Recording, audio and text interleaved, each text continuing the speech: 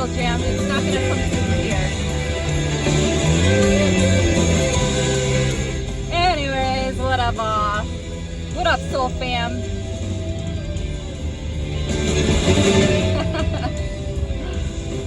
Make sure I ain't got no food in my teeth. I just finished eating a salad. You ever eat some food and then you get a big like piece of spinach or lettuce or a chia seed stuck between your tooth and nobody tells you, and you walk around for like hours and you're like talking and smiling, and then you go to the bathroom and you look in the mirror and then you're like, what the fuck? Nobody told me I had spinach in my teeth or a chia seed. So embarrassing. I've had that happen to me.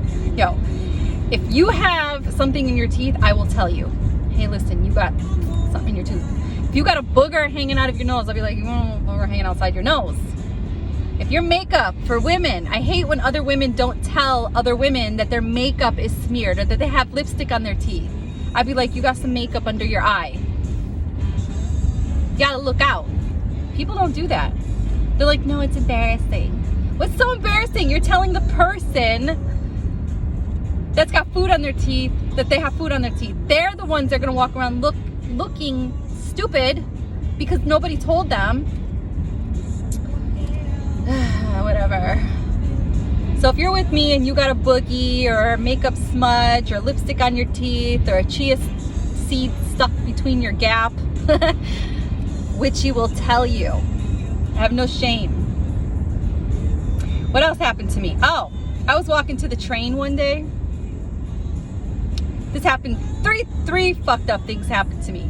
One day I was walking to the train and I was walking and I see my reflection in the windows as I was going to get me a bagel and a coffee.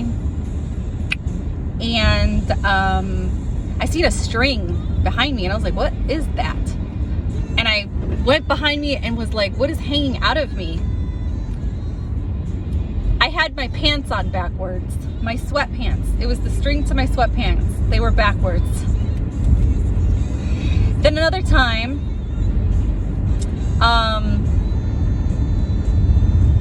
I had two different shoes on. They were similar shoes, but when I got dressed in the dark, when I pulled them out of the closet in the dark and I left, I didn't realize it until I was already on the train. I felt goofy. I felt like I fit in though, because New York City's full of goofy people. And it's just like normal. So I embraced that shit. Got to work, waited for the stores to open because I worked on Queens Boulevard by, I think it was 71st Street. So long ago, I don't even remember. And I just went to one of those stores and grabbed me a cheap pair of shoes. They had a Payless or something. Then the third time, I'm trying to remember, there's just a lot of stupid shit that happens to me. Oh, I had a skirt on and I went to the bathroom and my skirt was tucked into my pantyhose and I was walking around. I was walking around with my skirt tucked in. All the people that I passed and not, it took a long time for somebody to run up behind me and pull it out for me. And it was actually a man that did it. And then he put his hands up like this and explained really fast what he just did. And I appreciated that because I calculated from the time I used the bathroom and the distance that I walked and all the fucking people that passed me, and not one person in that whole time helped me out until I was almost at my job, crossing the street, and some random strange man came up and helped me out, which was cool. He must have had like sisters or, grew up with a lot of women or something. Or he just was like, just cool as shit, But people, I don't know. Maybe it's the vibration. I don't know. But there's a lot of people that are just like, or I don't know, whatever. Anyways, I'm on my way to my dad's house. Gonna feed him some lunch. I made some grounding soup. I made soup for him, for me, for my mother-in-law. We all been hurting. We've been hurting peoples. Today's her day that she goes in for chemo, day 1. So I know she's nervous, but she's such a strong person that she won't let anybody know that she's nervous. She's a trooper, you guys. She's an amazing person, man. She's like, she has the courage, because I tell you what, if I was diagnosed with what she has, I would just fall apart. I don't know what I would do. I mean, I say I would fall apart. I say I would probably just take my life and end it all, because I wouldn't want to do the whole suffering thing. But I mean, nobody really knows, because you don't know how strong you are until you are put into a situation that you have to be strong, and you may surprise yourself, honestly. But seeing the situation that she's in is very triggering for me. You guys have no idea. I know I've shared this with you guys, but it is so triggering, like so triggering. And that is why I feel that I still have this pain down here, because it's just something that it's a process for me. But seeing the courage, her courage is like, wow, it's unbelievable. It's unbelievable. She makes it seem like it's nothing.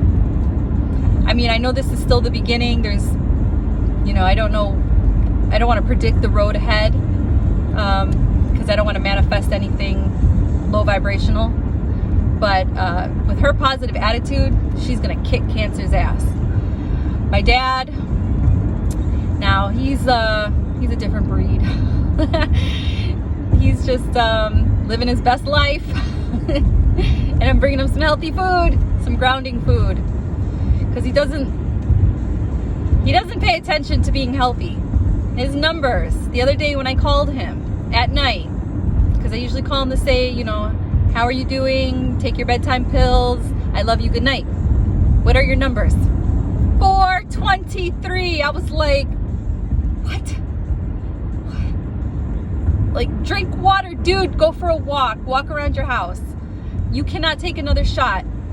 He's gonna give me anxiety. So I made him some healthy food so he can eat healthy. But you have to want to help yourself, guys. It is hard. It's hard taking care of people. And then there's me carrying around all this shit. It's coming out through my hip. I don't know if it's my sciatic nerve.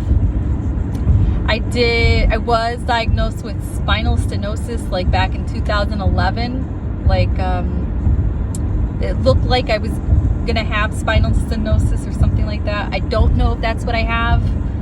I don't know if it's a pinched nerve, the sciatic. I don't know if it's a bulging disc. Like, at this point, I really just don't know. It could be a pulled muscle in my butt cheek from doing yoga, and maybe I stretched some muscle over, some tight muscle, maybe too much. Maybe it was too tight, and maybe I tore it a little bit.